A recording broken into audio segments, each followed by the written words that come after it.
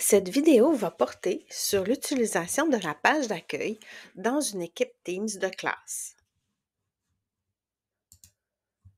Donc, je suis dans mon équipe Teams de classe. Je vais aller sur la page d'accueil. La page d'accueil, c'est comme un site web qui est lié à votre équipe Teams. C'est utile pour avoir les informations d'un coup d'œil, les devoirs, le calendrier, les fichiers qui ont été ajoutés récemment. Tout ça, c'est disponible dans la page d'accueil et ça va s'auto-nourrir. Je vous invite à utiliser le modèle qui est ici, puis de ne pas trop le modifier, pas trop de mettre d'énergie là-dessus, parce que si vous archivez votre équipe à la fin de l'année, quand vous allez créer la nouvelle l'an prochain, avec à partir de cette équipe-là, le contenu de la page d'accueil ne suivra pas. Donc, ce que je vous conseille de faire, c'est seulement de faire des changements légers, esthétiques, puis d'utiliser les modules qui sont déjà installés pour pas avoir à mettre trop d'énergie là-dessus. Puis, c'est les modules qui sont déjà là de base. Vous voyez, là, il y a des choses qui apparaissent dans ma page. Bien, ce sont des modules qui vont s'auto-nourrir avec les documents que vous déposez, les devoirs que vous créez. Ensuite de ça, bien, deuxième conseil que je vous donne, c'est de vous créer un plan pour votre page d'accueil pour dire, bon, qu'est-ce que je veux mettre, à quel endroit, puis quelles sont les ressources comme ça quand vous allez créer votre page d'accueil. Vous allez copier-coller les liens que vous allez avoir déjà préparés d'avance. Vous allez voir qu'est-ce qui est à changer. Comme ça, vous ne perdrez pas trop de temps à faire de la mise à jour de cette page-là. Alors, dans la page d'accueil, ben, pour la modifier, cette page-là, on va aller cliquer sur le bouton modifier ici en haut à droite. Vous voyez là, ça s'installe en plein écran. On a l'espace pour travailler.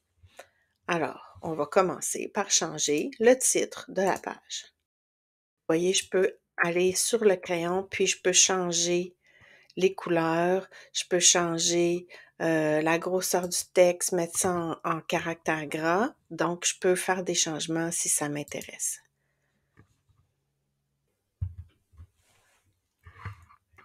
Pour modifier la bannière, je vous invite à vous en préparer une à l'avance, fait sur Canva ou autre.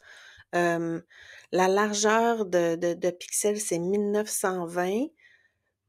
Puis là, j'ai mis 1920 par 900. On va voir ce que ça va donner. Je vais aller chercher une image que j'ai créée dans Canva. Vous voyez, c'est un peu plus grand que c'était, mais ça donne une idée de ce qu'on peut faire. On pourrait réduire la hauteur un peu encore, mais la largeur intéressante, là, c'est vraiment 1920. Ensuite de ça, on peut aller changer la description.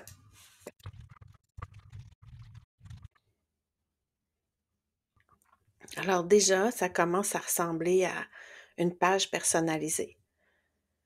Donc, pour les ressources, comme je vous avais montré tout à l'heure, j'avais préparé mon plan. Chaque partie de la page, c'est un module qu'on a ajouté. Donc, vous voyez là, quand je passe ma souris dessus, on voit un encadré, ça me montre le type de module que j'ai. Puis chaque module peut être modifié. Puis, on a aussi des sections dans la page. Fait qu'on pourrait rajouter des sections. Donc, là, on a changé le module de la bannière du haut de la page. On a changé le module de bienvenue qui est un module de texte qui a été ajouté dans la page par défaut. Là, on va aller modifier les ressources. Vous voyez? Ici, je pourrais changer la largeur des colonnes, mais ça m'intéresse pas. Là, je trouve que ça me convient en ce moment. Mais je peux cliquer ici. Vous voyez, quand je clique ici, je modifie la section. Puis là, je peux aller voir les informations pour changer la section. Puis quand je clique ici, là, ce que je fais, c'est que je vais modifier le composant, le module WebPart. Donc, je peux changer l'apparence de mes liens, mais je vais commencer par aller modifier les liens comme tels. Donc, ce que je vais faire, c'est que je vais copier les liens. Je n'ai qu'à copier et coller le lien ici à partir d'un lien. Ajouter. Vous voyez là, le titre, étant donné que j'ai modifié un lien existant, c'est pas le bon titre.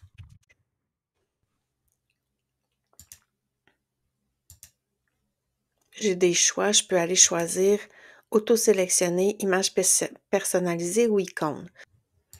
On va supprimer ce lien-là, puis on va en ajouter un autre.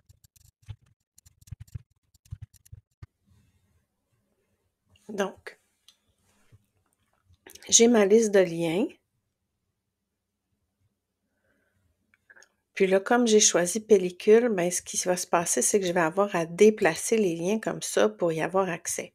Là, j'ai mis le lien de l'école, j'ai mis le centre de service, Allo Prof et une chaîne YouTube. Ça pourrait être la chaîne YouTube de l'enseignant.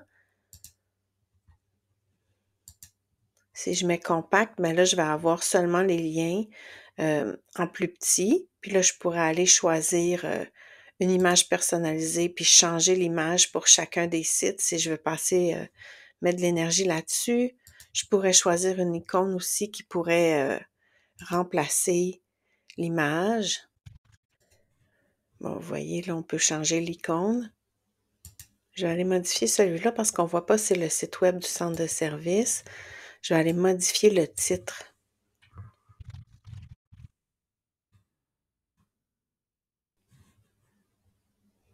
Donc, vous voyez, ça se fait automatiquement. On voit les changements qui s'affichent. Donc, si je passe au module qui est juste en dessous, les affectations, ben, ce sont les devoirs que je crée dans mon équipe qui vont apparaître à cet endroit-là. Donc, dès que je crée un devoir puis que je l'affecte aux élèves, à ce moment-là, il va s'afficher. Ça se peut que des fois, il y a un petit délai là, avant que ça s'affiche, mais c'est une question de secondes. Je vais passer ensuite à l'étiquette à propos de moi. Pour changer cette étiquette-là, vous avez simplement à aller chercher votre nom et dans la banque d'employés, vous allez pouvoir choisir, puis ça va s'afficher automatiquement. Entrer une description. Et voilà. Si je passe dans la deuxième colonne, la planification de la classe, ben, ce sont les événements que je vais ajouter au calendrier de la classe. Dès que je crée une réunion dans le canal général de l'équipe ou dans le calendrier de la classe, à ce moment-là, ça va s'afficher ici. Les élèves vont pouvoir le voir. Et même chose pour les fichiers récents. Ce sont les fichiers qui sont déposés dans les dossiers de l'équipe ou dans l'espace de travail ou dans un devoir, ben, ça se dépose ici automatiquement. Puis vous allez pouvoir, les élèves, ils voient qu'il y a eu des fichiers récemment. Si on clique dessus puis qu'on modifie cette partie-là, donc, on peut avoir, on peut choisir de filtrer les réponses. On peut aller chercher la source ailleurs, mais moi, je vous invite à pas trop changer. Mais ce que vous pourriez faire aussi, c'est changer l'affichage. Donc, si je le mets en liste, par exemple,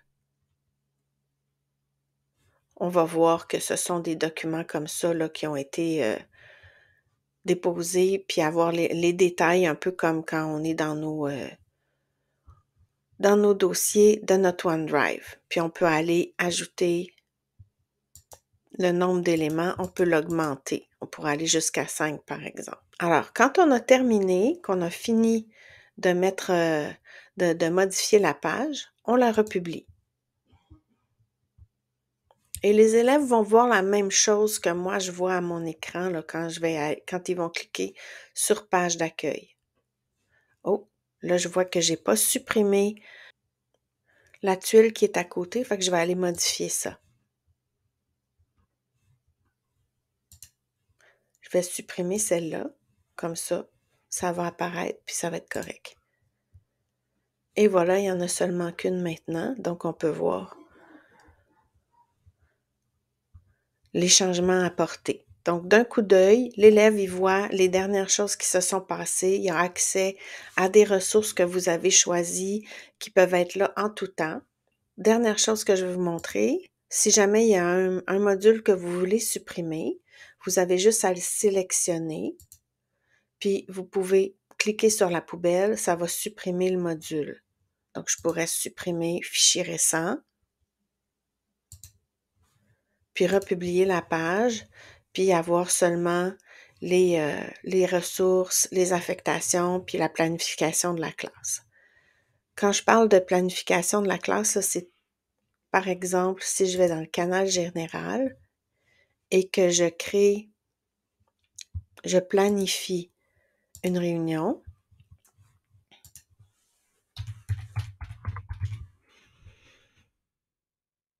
ça peut être un événement, une sortie, une activité de classe, peu importe. Dès que je l'envoie, là, je ne changerai pas la date puis tout ça. Bon, vous voyez, l'exemple est apparu. Mais là, pour l'élève, retrouver dans les publications les événements de la classe, ça peut être un peu embêtant. Donc, il peut aller voir dans la page d'accueil, puis il va voir ce qui est planifié. Donc, vous voyez, mon exemple est maintenant apparu, puis on les a dans l'ordre où ils apparaissent dans le calendrier. On pourrait même consulter ce qui est passé.